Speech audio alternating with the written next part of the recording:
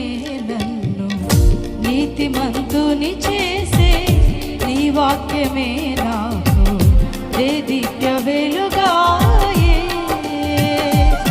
అవునయ్యా, నీ వాక్యమే తండ్రి.